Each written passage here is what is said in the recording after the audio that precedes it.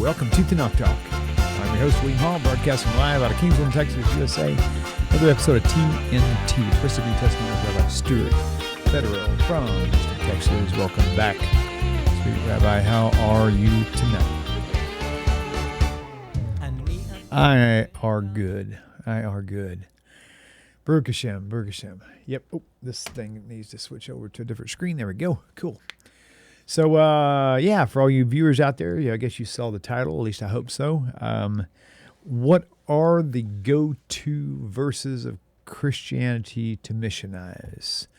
So, what are they using to convince Jews and non-Christians to join their faith? So that's kind of where we're headed tonight. So, I usually get like a little message that says, we're on the air. I click on it, it takes me straight to the show.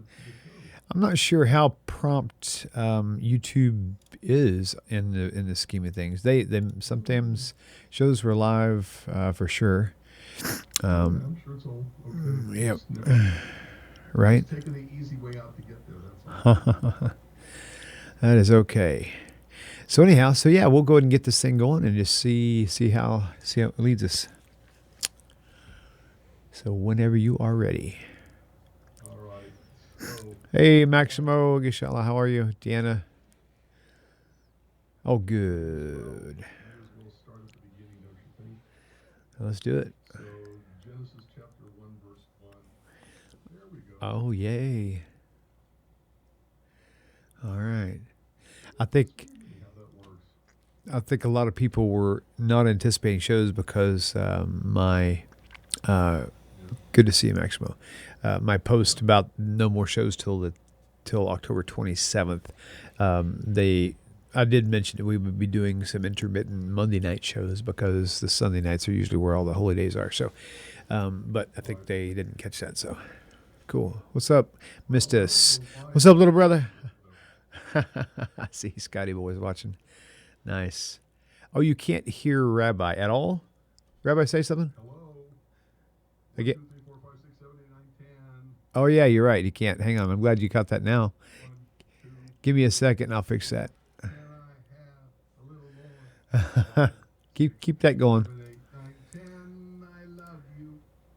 Screen capture. That's you. Skip the rope. Now? Look at me. Again?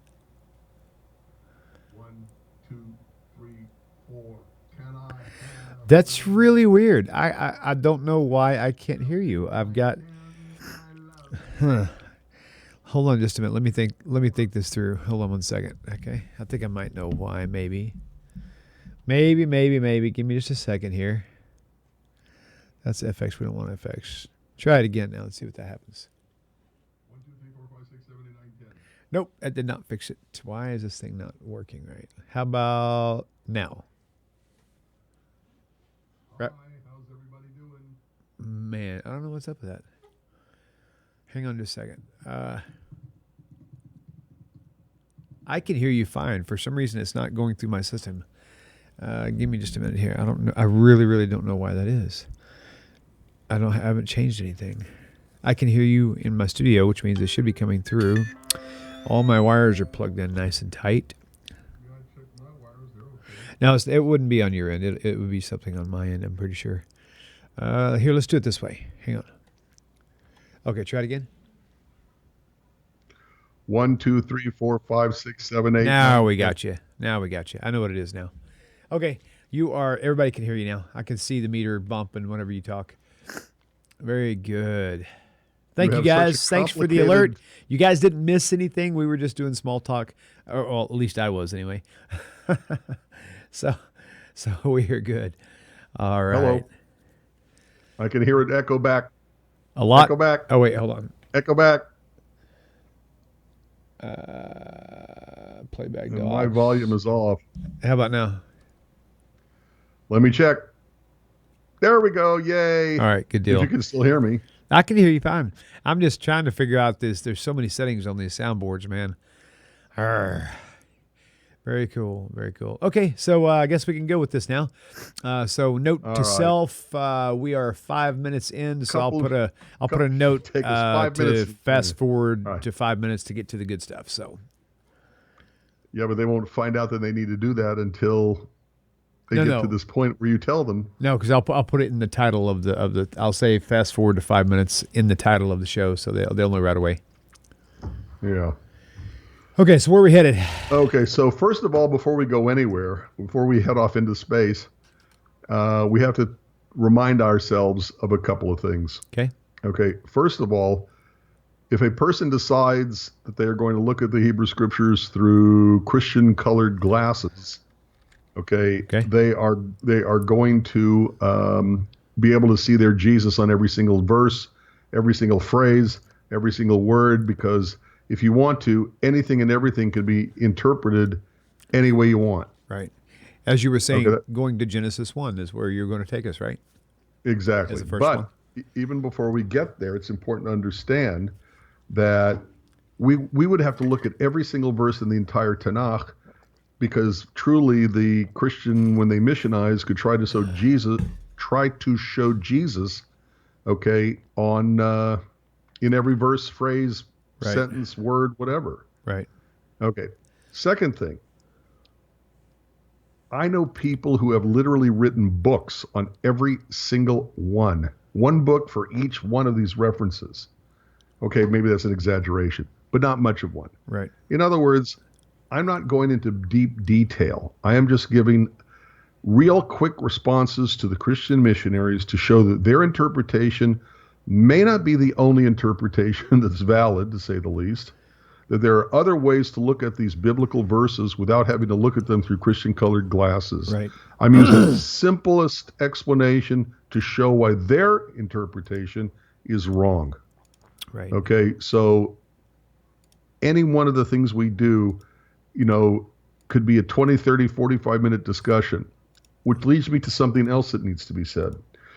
When I was the Hillel director on the college campuses for all of Greater Houston, even now, but back then especially, we used to have just enormous propaganda problems with the pro-Palestinian, anti-Israel, anti-Zionist, anti-Semitic community.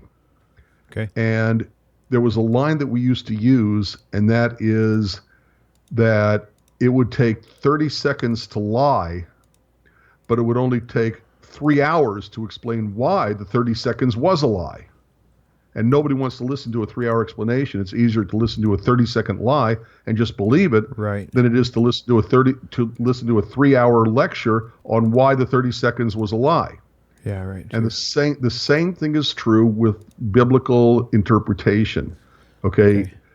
Some passages in the Hebrew Scriptures, okay, are so easily turned into some sort of prophecy, as if for their Jesus, that to explain why they're wrong takes a whole volume, and nobody's going to listen to the volume. It's just easier to accept the simple interpretation that they give it.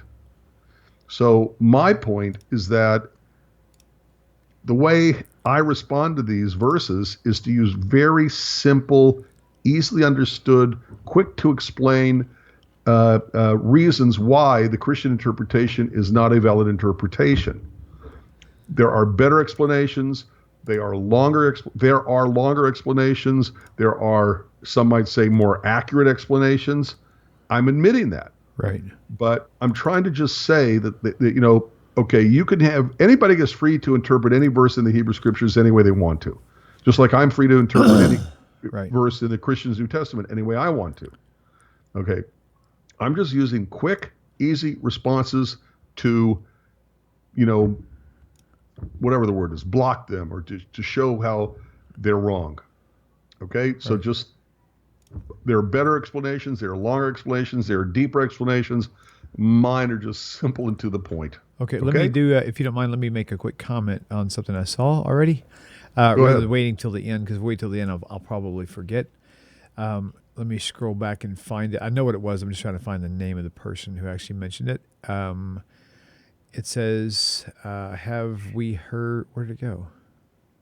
was hoping to give credit to the. Oh, there it is. There. Maximo. Yeah, he said, anyone heard of the Aleph Tav, the whole et? You know, the pointing to the direct Oh object. yeah. The funniest thing about that for me is I was told by Christians and Messianics that's the Jesus. But if you look at it in our Hebrew language, how do you say you to a female would be at?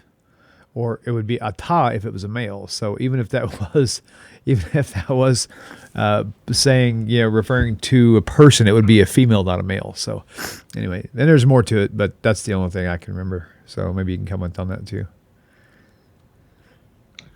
They'll also say the word et, which in the biblical Hebrew grammar is the way that you show that the next word is the object. Right. So,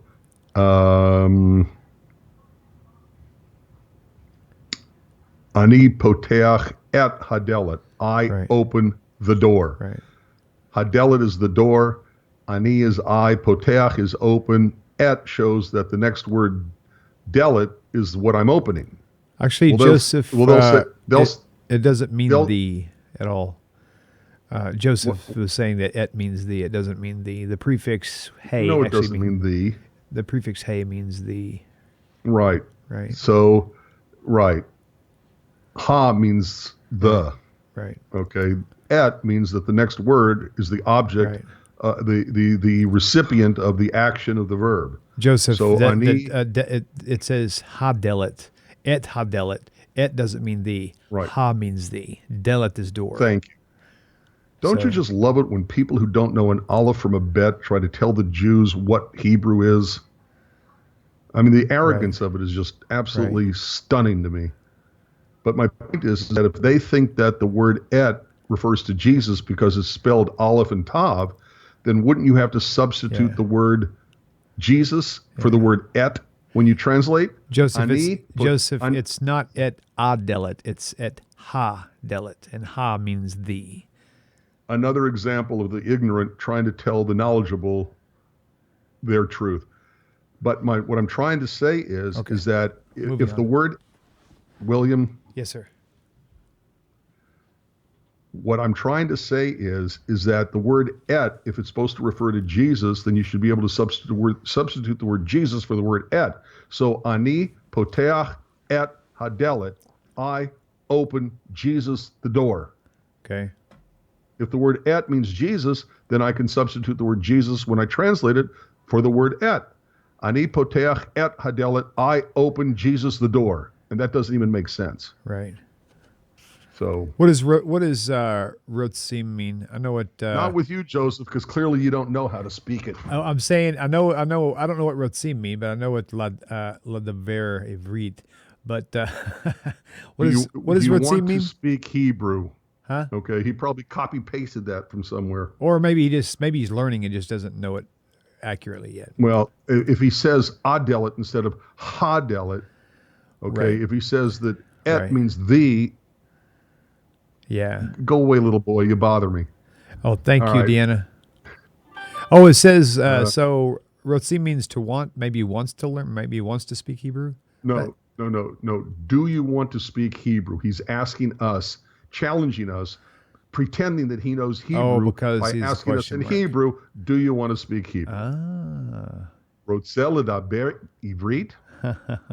By the way, it would be Rotzeh ledaber ba'ivrit. I'll tell you, thank you, Joseph, for making this episode interesting. Yeah. All right, moving on. That's awesome. Yeah, moving on. Okay, so now that we've talked about all the preliminary, let's go to Genesis chapter 1, verse 1.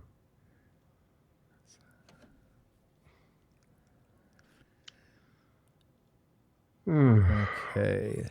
We are at Genesis 1:1. Let me put it up on your screen for you. Do I have one pulled? Yeah, there we go. Okay. Got to move that over, apparently. Yeah. 1 second. Oh, wrong way. No, actually. Where did that go? Oh, I got to go find that. I just glanced at. Come on. Somebody. All right, whatever. somebody was making an attempt at Hebrew and didn't even get that right. Okay. They said chama ze'oleh, which means heat. Okay. Interesting. Instead of comma, they said chama. Ah. Whatever. I can't find it. It's got to be up there somewhere. All right. So, at any rate, let's do what we came here to do. Right? Somebody's using Rosetta Stone. Somebody's using Rosetta Stone. They're just not remembering it very well. That's funny. Kamazeole, what does that mean? How much? No. How much is this? Kamazeole. How much is it worth? Oh, yeah, worth. Yeah. There you Okay. And that's the, yeah. Cool. No, Enoch, God says thou shalt not murder. There's a difference between murdering and killing. Right. You know, it's amazing to me. These people think they know so much more than we do. And the arrogance, as the ignorant pontificate, the arrogance is just overwhelming. Okay. In the beginning, God created the heaven and the earth. Okay. It's the first verse of the Bible. And of course, Christians are going to say, oh, even from the very beginning, we got Jesus.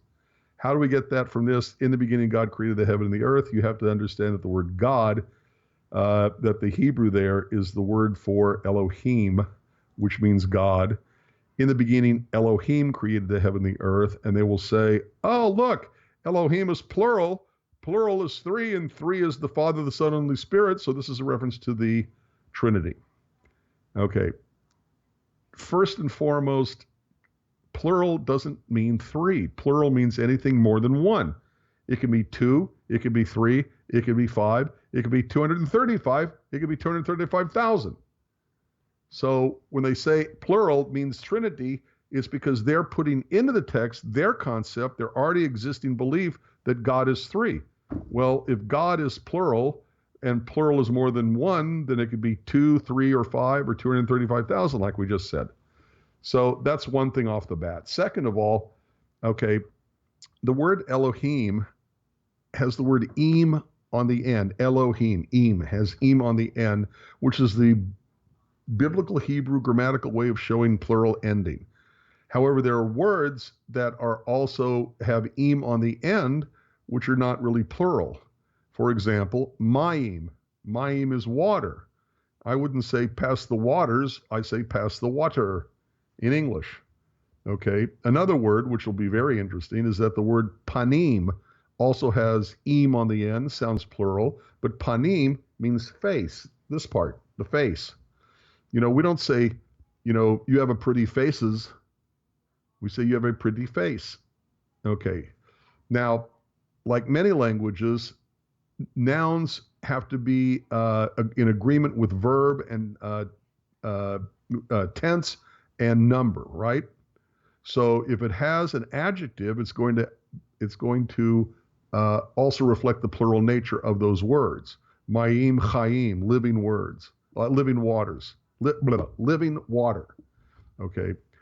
But the problem is that the verb in Genesis chapter 1, verse 1, in the beginning God created, the word for created doesn't recognize the word God as a plural. The word is bara. If it recognizes the word Elohim as plural, it would be bar'u. Bereshit bar'u Elohim et hashamayim ve'et ha'aretz. It's not what it says. It's bara, which is singular. So the verb doesn't recognize the plural nature of the word Elohim. Okay. That's one thing. Another thing. What happens if a Hindu comes across Genesis chapter 1, verse 1 and says that it's plural? Well, a Hindu has thousands of gods.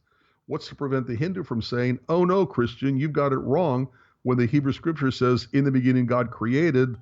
The word for God being plural means the multiple gods of Hinduism. It's the multiple gods of Hinduism who created the universe.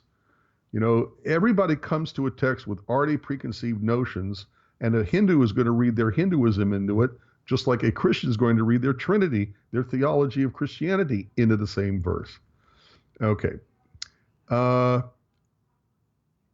What that, by the way, that's important to understand what that means. What makes me a Jew is that when I read the Hebrew scriptures, I am understanding it through my Christian colored glasses. I'm not saying that only Christians have Christian colored glasses. Everybody comes to a text with preconceived notions. But what makes me a Jew, what makes the Jew a Jew, is that we come to the Bible with Jewish approach to the Bible. What makes a Christian is that they're going to come to the Hebrew scriptures with a Christian approach. Okay? Right. If a Jew starts reading the Hebrew scriptures the way Christians want to read the Hebrew scriptures, it's the first step in abandoning their own religion. It's the first step a Jew would take to abandon Judaism by starting to read the Hebrew scriptures through Christian colored glasses. And by the way, that's how they convert people. Right. They start teaching you the Bible from their perspective, not the Jewish perspective. Okay. Now, one more thing. Okay.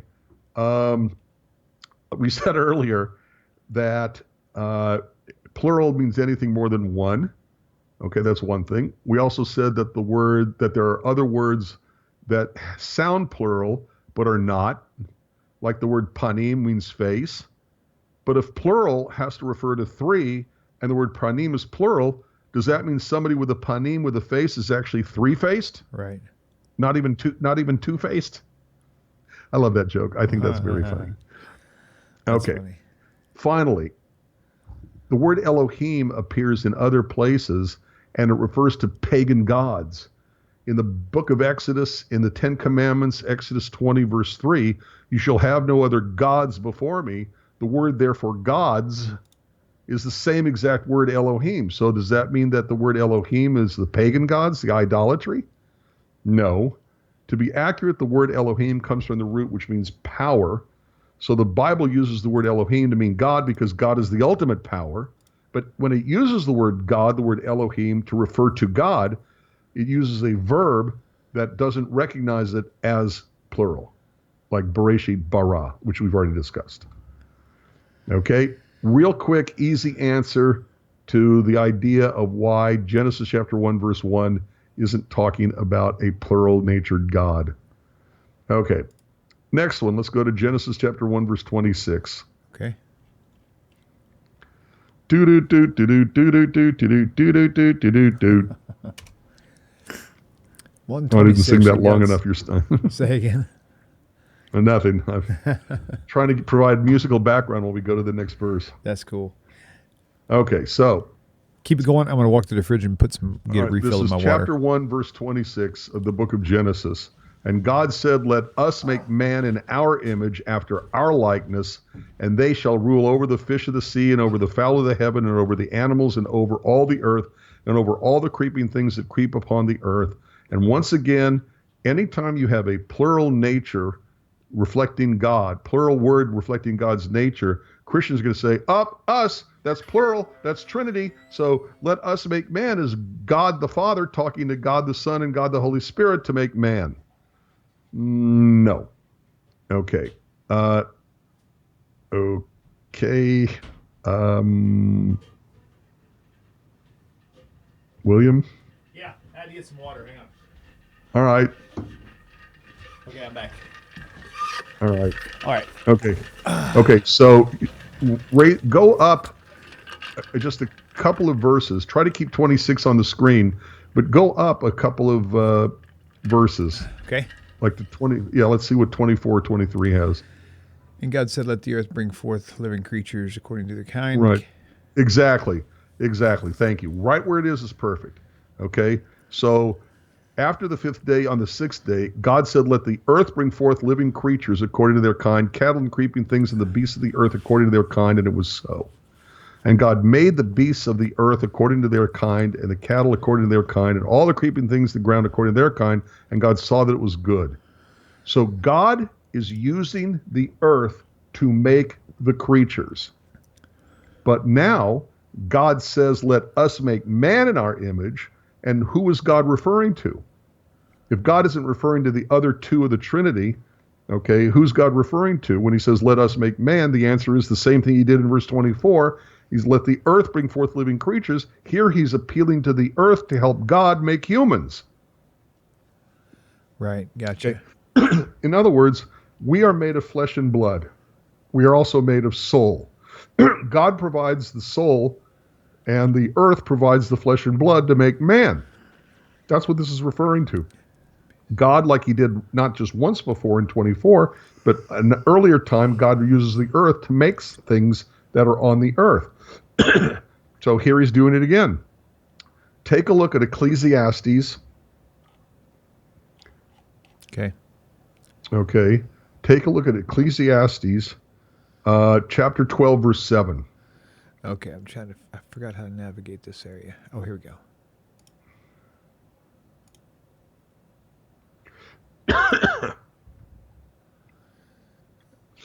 Chapter 12, you said? Chapter 12, verse 7. Okay. Okay, and the dust returns to the earth as it was, and the spirit returns to God who gave it. In other words, at the body's death, the earth takes back what it provided, and God takes back what God provided. That's pretty cool. It's clear. Yeah, it's cool. Exactly what the Bible says. Okay. Let's see. Wait a minute. And the dust returns to the earth as it was, and the spirit returns to God who gave it.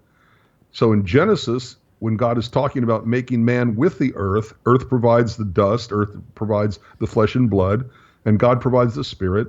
And here in Ecclesiastes 12:7, talking about the death, the earth takes back what it provided, the dust, the flesh, the blood, and God takes back what God provided, the spirit, the soul. Right.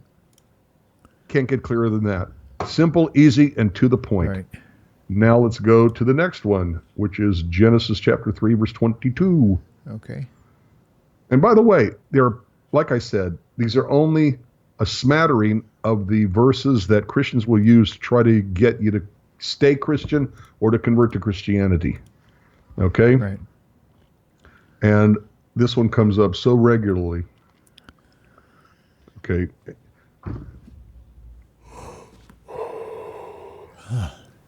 See it yet? See it yet? Yes. Genesis chapter 3, verse 22. Now the eternal God said, Behold, man has become like one of us, having the ability of knowing good and evil. And now, lest he stretch forth his hand and take also from the tree of life and eat and live forever. And the eternal God sent him out of the Garden of Eden to till the soil from which he had been taken. And he drove the man out, and he stationed from the east in the Garden of Eden the cheruvim and a blade of the revolving sword to guard the way to the tree of life. William, like the other people, Joseph and other people who want to tell us that how much more than they know than we do. Right. I've had Christians tell me repeatedly, oh, I've read the Bible 100 times. I know it cold. And I'll ask them the simple, most basic, elemental questions like here, why did Adam and Eve get kicked out of the Garden of Eden? Immediately they will say, they sinned. It's not what the text says. We just read what the text says. Right. Adam and Eve had eaten the fruit of the tree of the knowledge of good and evil. Okay? Whoever God is speaking to, God is saying that man has become like one of us. So it's God, and who else knows the difference between good and evil? The angels. Okay? Right. So God is saying to the angels, man has become like one of us, knowing good and evil. And now lest he puts forth his hand and takes also the tree of life and becomes immortal, then Adam and Eve will be totally like God and the angels, because both God and the angels have two characteristics. They know the difference between good and evil, and they are immortal. So if Adam and Eve already have one characteristic, which is no good difference between good and evil, then if they eat the fruit of the tree of life and become immortal, they'll have both characteristics, and they'll be completely like God and the angels. So the reason why Adam and Eve were kicked out of the Garden of Eden was not because they sinned, but explicitly to separate them from the tree of life. And that's what the text says. Right. And now, lest he stretch forth his hand and take also from the tree of life and eat and live forever. Therefore, the eternal God sent him out of the Garden of Eden to till the soil, and then God puts the flaming sword and the cheruvim to guard the way to the tree of life. The reason they got kicked out was because God wanted to separate them from the tree of life, so they wouldn't become completely like God and the angels, who both are immortal and know the difference between good and evil. And by the way, Christians will say, oh, well, they were constantly eating from the tree of life, and being separated meant they no longer were immortal because they couldn't get the fruit of the tree of life anymore. Right. Wait a minute.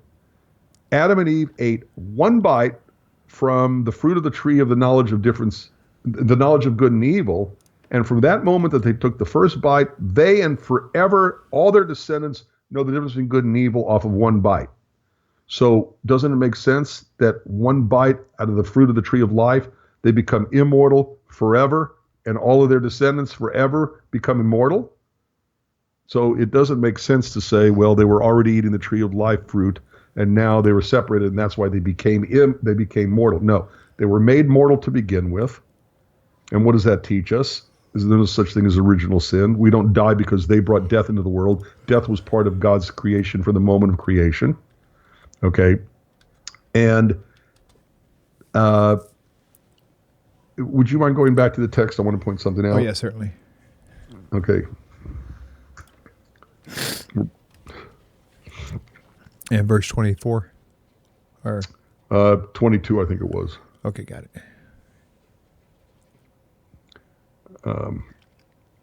So it says, and now lest he put forth his hand and take also from the tree of life and eat and live forever.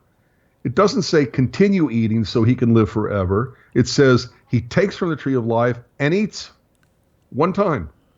So the biblical text here is also saying about the tree of life that if they eat it once, one bite the first time, they and their descendants will be eternal, will be immortal forever. Right. So it's clear from the text that the reason why they were kicked out of the Garden of Eden was to separate them from the tree of life, because if they were to have eaten the tree of life, it would have made them immortal. And by the way, if you have to eat the fruit to become immortal, you're already mortal. Right. Oh, okay. Oh, yeah. And the idea that they were kicked out because of sin, where in this world where anywhere does it say anything about sin? Right. Right. Okay. Like I keep saying, quick and easy. Yeah, it's cool. All right. Let's see. Take a look now. What do you want to do next? How about Genesis 3:22? Okay. Oh, we just did that. Is that what we just did? Yeah, we just did that. Oh, yeah. Right. So what I meant was Genesis 49:10. This one's funny. Okay. I just think this one's funny. Okay. And the scepter shall not depart from Judah. From Judah. Nor the student of the law from between his feet until Shiloh come, and to him will be a gathering of peoples. Okay. What precisely does this mean? Christians will say it means that when the Messiah comes, whom they believe to have been Jesus, the kingship will no longer be in the hands of the Jewish people. Okay? That the rule of the Jews over their own promised land ends. And Jesus came, Rome came, end of Jewish rule, they were exiled, the end. Right. Okay. Is that a fair description of what Christians believe from the Genesis 49:10? Probably. Okay. What is the scepter? The scepter is a symbol of royal power. Kings had a scepter. You may remember in the book of Esther, Achashverosh would point his scepter at Esther when she came to him, and as a way of saying, yes, you can come forward. It's okay that you came without being asked. Right? Right. So when it says, the scepter shall not depart from Judah, nor a lawgiver from between his feet. We'll talk about that in a minute. Makes it X-rated tonight. But the scepter shall not depart from Judah means that the kingship will always be in the tribe of Judah. That the king of Israel, king of the Jewish people, must come from the tribe of Judah, because David came from the tribes of Judah, and David and Solomon are both promised that only descendants from them can be king. Okay? Yep. And it says, nor a lawgiver or student of the law, is this translation, from between his feet. What does between his feet mean?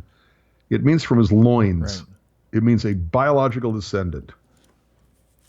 Okay, and then it says, until Shiloh come. One way to read this is that the scepter departs when Shiloh comes. Shiloh is Jesus. Shiloh came. Therefore, the scepter departed from Judah because Jesus came. That's one way to read this.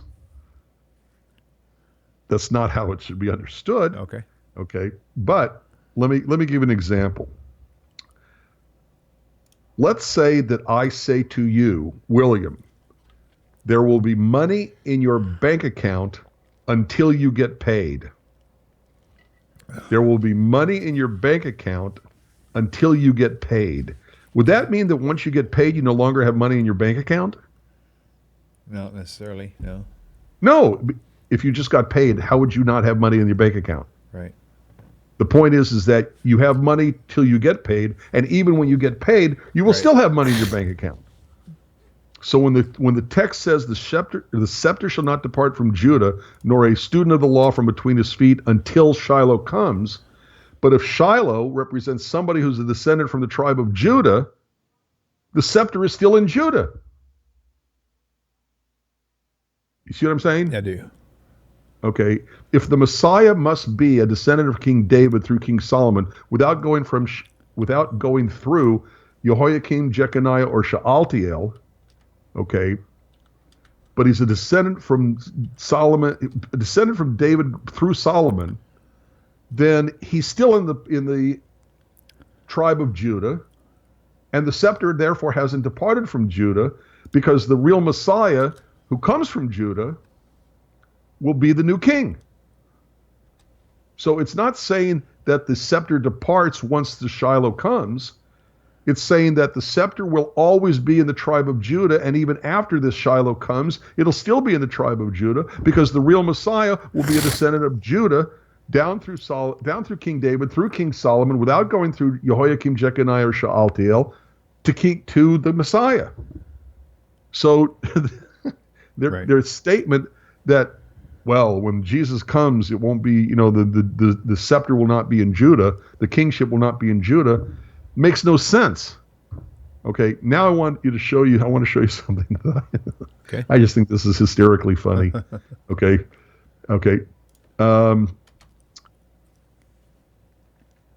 Let's see. Oh no, that was it. Okay, that's it. Okay.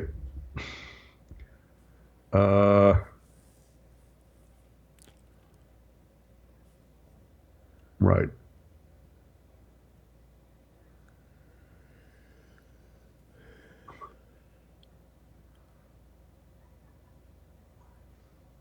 Wait a minute.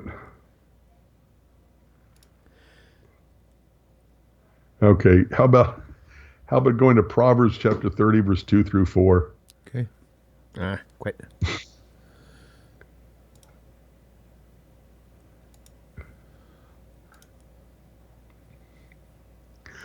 I think I've told you this story before, but I'll tell you again. When I was the rabbi in Greenville, Mississippi, there was a guy who was an ex-Catholic who became a Baptist, and they tend to be very zealous for their newly found Baptist faith. And he would always try to convert me, the rabbi, because if the rabbi converts, the whole congregation will convert too. So he comes in one day to convert me, and he has an envelope, and the envelope is sealed. They always have these psychological games that they play. So he hands me this envelope, and he says, open it. So I open it. And we have this quotation from Proverbs chapter 30, verse 2 through 4. And I think that, if you work to open the envelope, you'll be more committed to the idea, or whatever the psychological trick he was trying to play.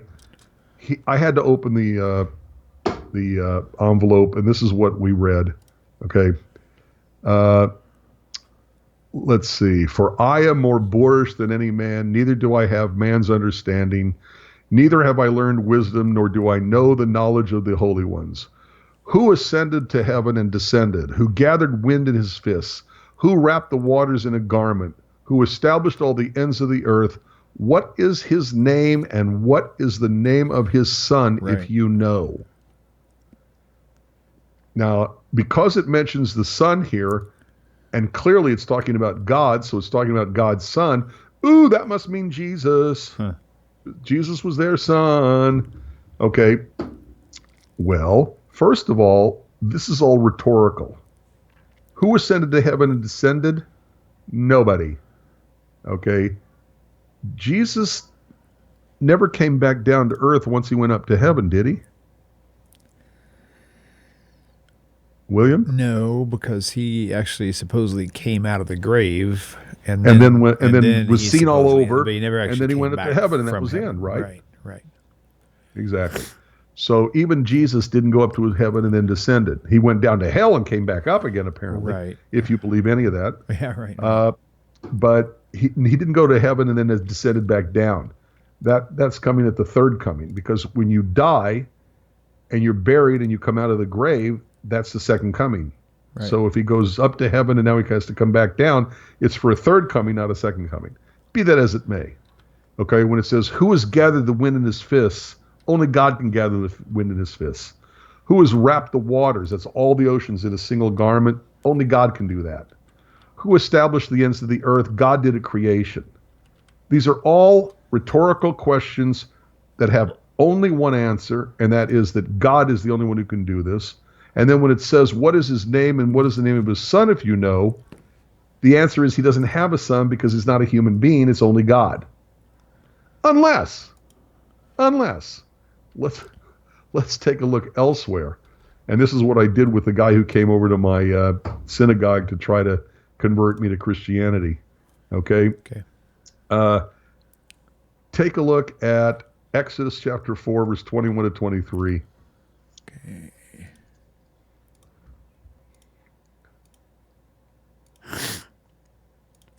There we go. There we go. And the Lord said to Moses, when you go to return to Egypt, see all the signs that I have placed in your hand and perform them before Pharaoh. But I will strengthen his heart, and he will not send out the people. And you shall say to Pharaoh, so said the Lord, my firstborn son. Oops. Israel is my firstborn son. Right. So the obvious answer to the question posed by Proverbs 30, verses 2 through 4, the answer is the Jewish people are the children of God, because God explicitly calls the people of Israel God's firstborn son. And when I showed that to this gentleman, he turned white. Okay, it's like he had never seen this before, but I gave him an answer from the Bible. Yep. Okay, all right. Another one. How about Psalm 89, verse 20? Okay. Oh, get up there. Psalm 89:20. Oops. 89:20. Psalmi 89:20.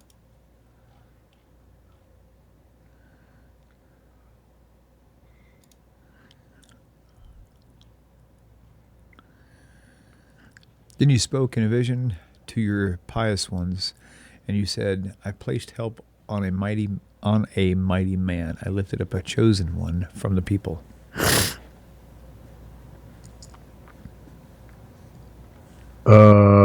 Something's wrong. Did I give you the wrong one? Maybe. I'm on 89:20 Psalms. Wait a minute. Let me see what I did. Okay.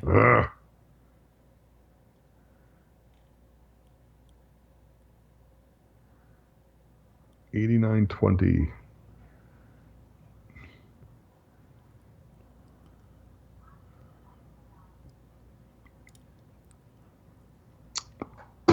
I have a very slow computer, so That's okay.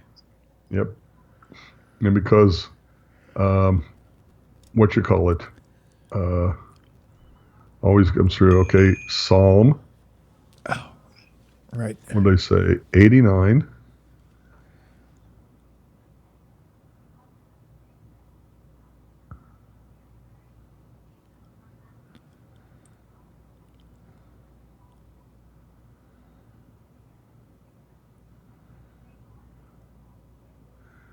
$89.20. I have found David my servant, my holy oil have I anointed him, with whom my hand shall be established, mine arm shall strengthen him. The enemy shall not exact upon him, nor the son of wickedness afflict him. And I will beat down his foes before his face, and plague them that hate him. But my faithfulness and my mercy shall be with him, and in my name shall his horn be exalted. I will set his hand also in the sea, and his right hand to the rivers. He shall cry unto me, you are my Father, my God, and the rock of my salvation. Also, I will make him my firstborn higher than the kings of the earth. So here it's clearly talking about David, because in 89:20 it says David. Right. But if you read down to verse, whatever I just said, 27, it's calling David, King David, the firstborn son of God, which could be another answer to the Proverbs 30 thing that, this guy showed me. Oh, yeah, right. That's it. That's good. See what I'm saying now? Yeah. Right? Yep. Okay, how about 1 Chronicles 22:9 and following? Okay.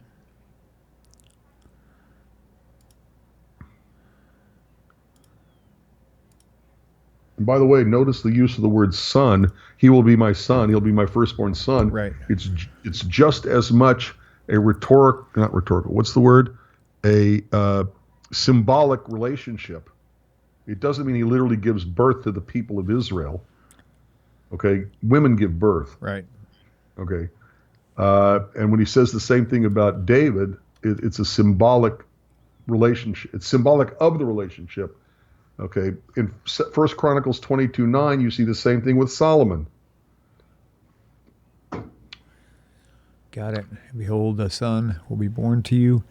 He will be a man of peace, and I shall give him peace from all his enemies around about. For Solomon will be his name, and I shall give peace and quiet to Israel in his days. Keep reading. He shall build a house in my name, and he shall be to me a son, and I to him as a father. And I shall prepare a throne of his kingdom forever. Exactly. That's cool. So Nice. here, once again, it's saying that the symbolic relationship between God and Solomon is going to be a son and father. So here, another answer to the question posed by the Proverbs 30 could be Solomon instead of David or the people of Israel. It doesn't have to be their Jesus.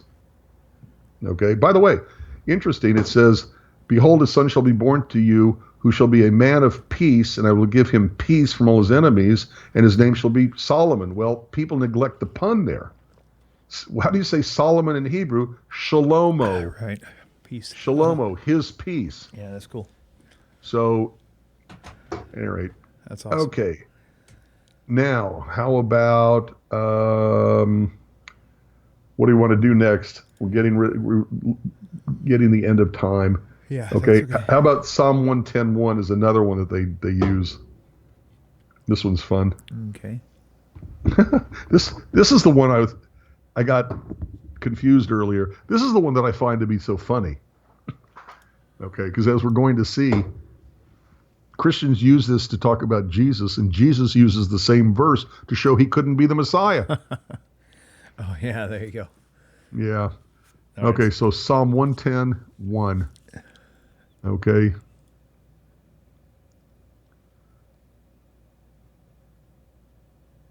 You see it yet? Oh, yeah. Okay. Of David a psalm, the word of the Lord to my master, wait for my right hand until I make your enemies a footstool at your feet. Footstool at your feet. Okay? See, this is too good of a translation because it makes it clear that the Hebrew is the word of the Lord, that's God, to my master. Notice the M in master is not capitalized. But if you take a look at the King James, for example, the cheap translation that comes with every Bible program, because you can't copyright something done in 1600s. Right. I'm going to change over now. Hang on. All right. Well, that's but they see here that it's okay. All right. So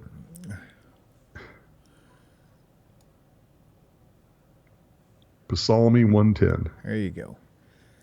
Lord said to my Lord, sit thou on my right hand until I make your enemies. Right. And notice immediately how they capitalize the L of the second word Lord. Right. Okay, the Lord said to my Lord, and by capitalizing it, Hebrew has no capital letters. Every time they capitalize a letter, that's either a English grammatical thing or they're using the capital as a propaganda piece. They're giving it spin by saying it's capital L. Okay. By the way, there's something missing here.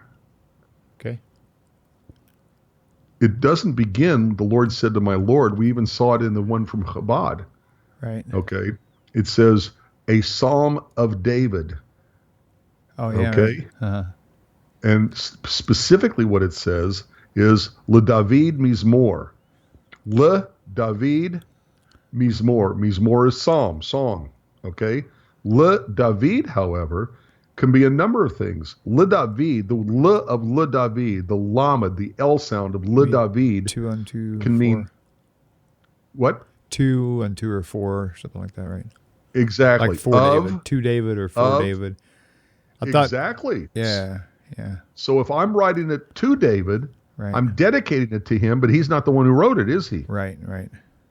If I'm writing it for David, Le David can be for David, a psalm. If I'm writing it for him, then again, he's not writing it. Right. The only time it indicates that David actually wrote it is if you translate Le David as of David, a psalm of David. But it doesn't have to be translated that way. Le David Mizmor can be for David a psalm, or it can be to David a psalm. Two out of the three possible definitions mean that David didn't write it. That's one thing. Second of all, okay, going back to the, okay, it says, the word of the Lord to my master in the original. The Hebrew of the first word Lord is the Yud, the He, the Vav, the He, the four-letter name for God. Are we still, we're still on 110.1, yeah? Yeah. Okay, oh yeah. Yeah, I didn't. Oh yeah, I see it. I was. Right. Yeah. Okay, so the second one, however, which the Chabad translation properly translates as master, okay, how do we get master into Lord? Well, the word Adon, Adoni, okay, my master, can also be translated King James as my Lord, as in Lord of the house, right, as in lords and ladies of Old England, Old English, like King James would have spoken and read. Right. So it doesn't mean Lord like divine, divinity. It means Lord like Lord of the house, like Lord and ladies, which is master. Okay, as a matter of fact, Adon is how in Hebrew we say Mr. The word master gets changed to Mr. in English. The word Adon, which means master, gets used to mean Mr. Like I would say, Adon Hall. Right. Mr. Hall, Mr. Hall. Okay, so it's the idea here is that somebody wrote this psalm, dedicated it to David, and wrote it about David by saying, the word God came to my master David. And what word? Wait for my right hand until I make your enemies a footstool at your feet, which is exactly what happened because David won all his battles. Right. Wow. Okay? Yep. All right. Now, this is even better. Okay? Go take a look at Matthew chapter 22, verse 41 and following. Okay. This is what I think is hysterically funny. 22:41, right? Yeah. 22:41 and following. All right. Coming to you now. While the Pharisees were gathered together, Jesus asked them, saying, what think ye of Christ? Whose son is he? They said to him, the son of David. Period, not question mark. He saith unto them, how then does David in spirit call him Lord, saying, the Lord said unto my Lord, sit thou at my right hand till I make thine enemies thy footstool. And keep going. Oh, okay. If David then called him Lord, how was he his son? That's funny. And pardon me. And no man was able to answer him a word. Neither does any man from that day forth ask him any more questions. Right. So let's be very clear about what's going on. Jesus asked them, what do you think of the Messiah? Remember the word Christ means Messiah. What do you think of the Messiah? Whose son is the Messiah? And they said, he's a son of David, meaning he's a descendant of King David from the tribe of Judah. Okay? And then Jesus says to them, wait a minute. If the Messiah is supposed to be a descendant of King David, then why does David in spirit call him master, call him Lord? Because if he's a descendant, he's less, the father's superior to the son. Yep, right. Okay. Now, I'm not even talking Trinity here. I'm talking about a father is the master of the house. The son lives in the father's home, but the master of the house is the father, not the son, right? Right. Right. So Jesus is saying, how could the Messiah be a descendant of David if David himself calls that Messiah his Lord? And he quotes this verse, the Lord said to my Lord, sit thou at my right hand till I make your enemies your footstool. And then he says, if David calls him Lord, if he is superior to David, then how could that Messiah be the son of David? Because the Father would be superior to the Son. So Jesus is trying to use this same quotation that Christians use to missionize Jews, convert people to Christianity, keep people who are leaving Christianity in Christianity. They are using this verse to say that it refers to Jesus. The Lord said to my Lord, God said to Jesus. And Jesus himself is using the same verse to say, wait a minute, the Messiah doesn't have to be a descendant of King David.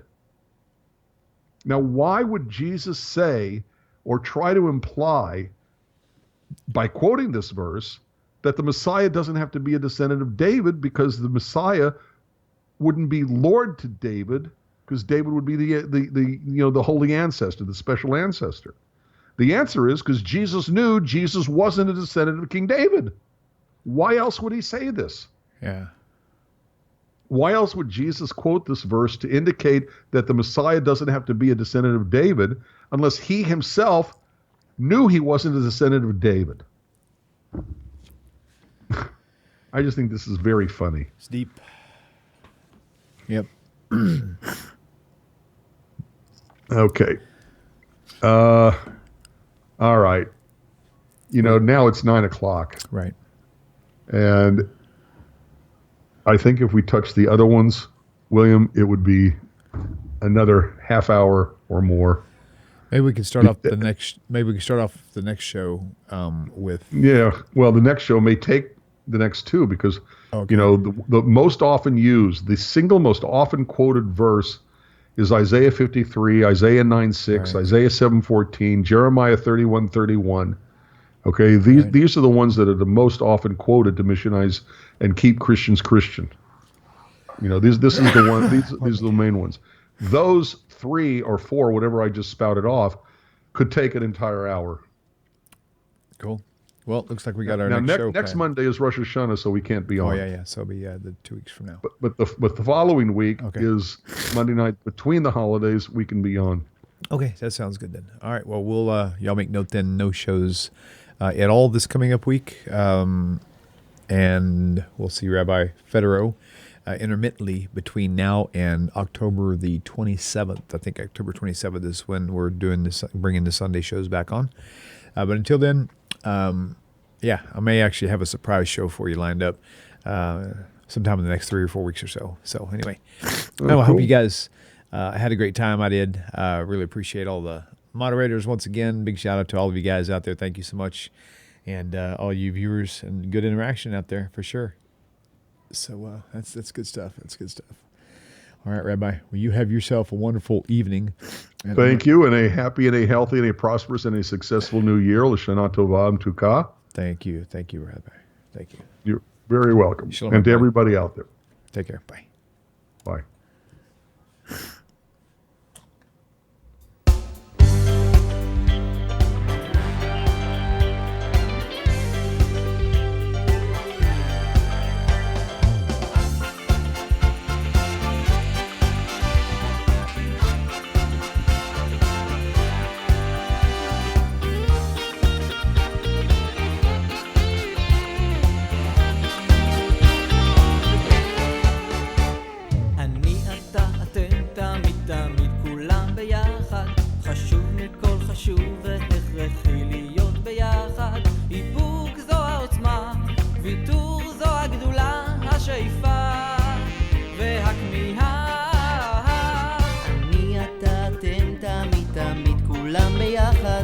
חשוב מכל חשוב והכרחי להיות ביחד. איפוק זו העוצמה, ויתור זו הגדולה, השאיפה